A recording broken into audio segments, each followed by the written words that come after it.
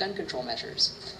And what she is proposing, the vast majority of gun owners in every survey have said they support, including, in many instances, the majority of NRA members.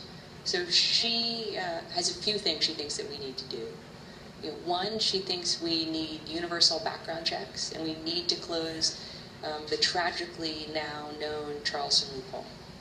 So the Charleston loophole is what enabled the shooter in Charleston to walk into the Mother Emanuel Baptist Church and kill people at a prayer group to get his gun. And I'm very careful to never say his name because I don't think we want to give him any. And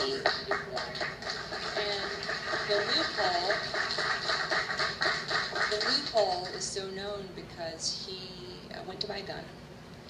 And right now, if your background check hasn't been processed in 3 days, you're automatically approved.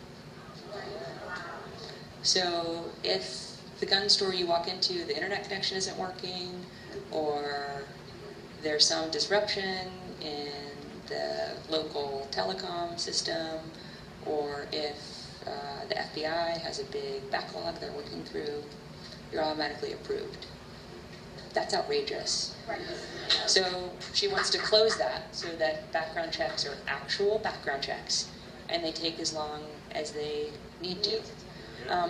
That has a lot of support, not surprisingly, from law enforcement.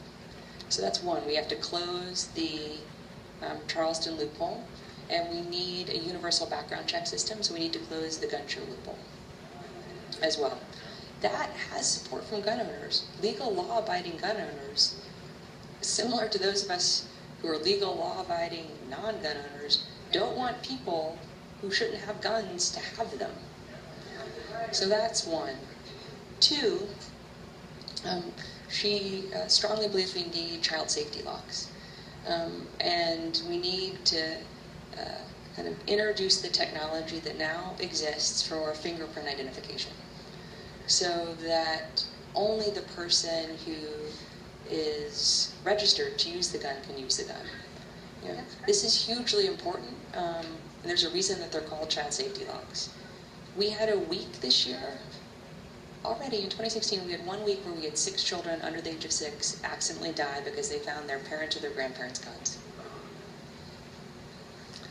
And this is also something that has a lot of support from law enforcement, because the vast majority of guns that are used to commit crimes in our country are stolen. So similarly, like, those of us that don't own guns and those of us that do own guns shouldn't want stolen guns to be able to be used in crimes. So that's really what she thinks we need to do. She's not trying to take away any guns from any law-abiding person, but she does think we want to prevent people who are not law-abiding from getting them. And then the third and final point is, surely people that are on the terrorist watch list should not be allowed to buy guns in our country. If you can't get on an airplane, you shouldn't be allowed to buy a gun. So I hope that helps you answer that question.